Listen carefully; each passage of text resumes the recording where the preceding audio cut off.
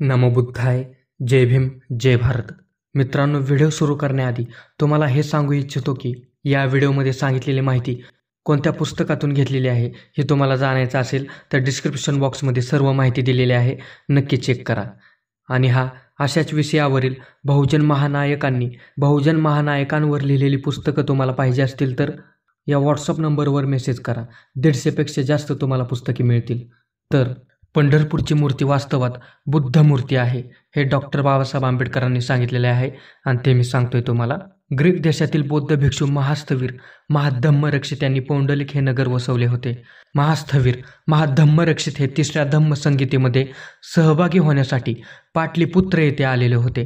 धम्माचा प्रचार प्रसार करण्यासाठी संघाने महास्थवीर महाधम्मरक्षित यांना महाराष्ट्र देशात पाठवले होते. हे ऐतिहासिक सत्य आहे. ते सत्य तिसऱ्या धम्म संगीतेचे मुख्य संयोजक आणि सम्राट अशोकाचे धम्मगुरू महास्थवीर मोगली पुत्र तिस्स हे होते. त्यांनी महावंश हा ग्रंथ लिहिला. त्यात स्पष्टपणे म्हटलेले आहे की महारठ्ठ महाधम्म राक्रवित थेर नामक महाधम्म राक्रवित थेर तू योन लोकम पेसेई. यवन देशाचे यांनी ग्रीक देश. महास्थवीर महाधम्मरक्षित यांनी बौद्ध धम्माचे प्रचार प्रसार केंद्र म्हणून पौंडलिक नगर वसवले. पौंडलिकचा अर्थ कमळ असा होतो. बौद्ध धम्मात बोधी वृक्ष, पिंपळाचे पान, हत्ती, स्तूप, कमळ, धम्मचक्र इत्यादी प्रतीकांचा वापर होतो. बुद्धपूजेत कमळाचा वापर केला जातो. हर प्रतीक वापरून महास्थवीर महाधम्मरक्षित यांनी ग्रीक देशात बसवलेले एक मूर्ती पौंडलिक म्हणजेच पंढरपूर पौंडलिक नगरीतील विहार बसवले. तिलाच आज विठ्ठल मूर्ती समजतात. तुर्की टोपी किंवा फेस कॅप. मूर्तीचे नीट निरीक्षण केले असता ती मूर्ती भारतीय बनावटीची नसून ग्रीक कलेचा नमुना दिसते. मूर्तीची टोपी ही ग्रीक टोपी आहे. तिला तुर्की टोपी किंवा फेस कॅप असे म्हणतात. या टोपीची प्रतिकृती शोधाल तर इराणमध्ये जावे लागेल. इराण त्या काळी ग्रीक देशातच समाविष्ट होते. इराणच्या म्युझियममध्ये अशा टोप्या असलेल्या मूर्त्या आजही पाहायला मिळतात. मूर्तीची उभारणी कमळाच्या फुलावर केलेली होती. मूर्तीला त्या काळचे तुर्की वस्त्र परिधान केलेले दिसते. डोक्यावर गोल उंच टोपी आहे. त्या टोपीवरचा भाग गोल आहे व तुऱ्याचे अवशेष आहेत.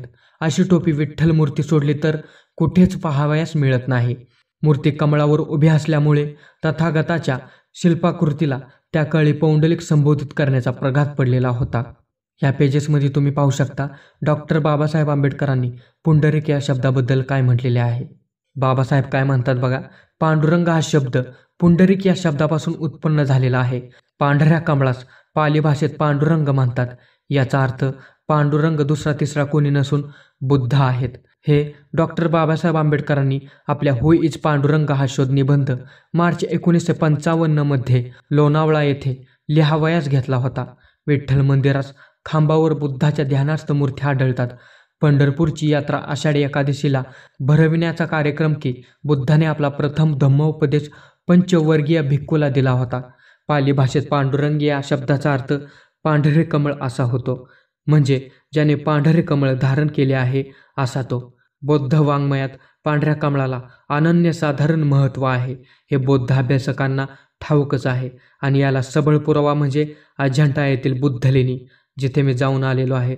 अजंठा लेणीचे व्लॉग तुम्ही पाहिले नसतील तर नक्की पहा, लिंक उपर येत असेल. या लेणीत एक चित्र पद्मपाणी बुद्धाचे आहे, ज्याने पांढरे कमळ हाती घेतलेले आहे. वर दिलेला एक फोटो अजंठा लेणीमधील आणि दुसरा विठ्ठल मंदिरातील मूर्तीचा आहे. बुद्धाच्या या मूर्तीवर थोडा बदल करून आला जरी असला तरी पूर्ण मूर्ती ते बदलू शकले नाहीत. महाराष्ट्रातील पांडुरंग हा शब्द पुंडरीक शब्दापासून आला आहे. त्याचा अर्थ पाली भाषेत कमळ असा होतो. विठ्ठलावरची सर्व कापडे व दागिने काढा, ती स्वतः बुद्धाची मूर्ती आहे हे लक्षात येईल. हे मी नाही म्हणत. Babasaheb Ambedkar writing and speech volume number 18 part 2 page number 424. अनेक संत कवींनी विठ्ठल म्हणजेच बुद्ध आहे आपल्या काव्यातून सिद्ध केले आहे. संत नामदेव काय म्हणतात बघा. गोकुळ अवतारी 16 सहस्त्रावरू आपण योगेश्वर बौद्ध रूपी. व्रतभंगासाठी बौद्ध अवतार झाला दिगंबर अवनीये. ऐसा कष्टी होऊनी बौद्ध राहिलासी. संत तुकाराम काय म्हणतात बघा. संत तुकाराम तर तुम्हाला माहीत आहेत तथागत गौतम बुद्धांना आपला गुरु मानत होते. तर संत तुकाराम काय म्हणतात बघा.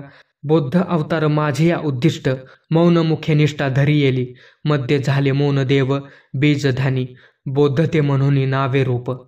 संत बहिणाबाई काय म्हणतात बघा, कलयुगी बौद्ध रूपी धरी हरी, तुकोबा शरीर प्रकटला.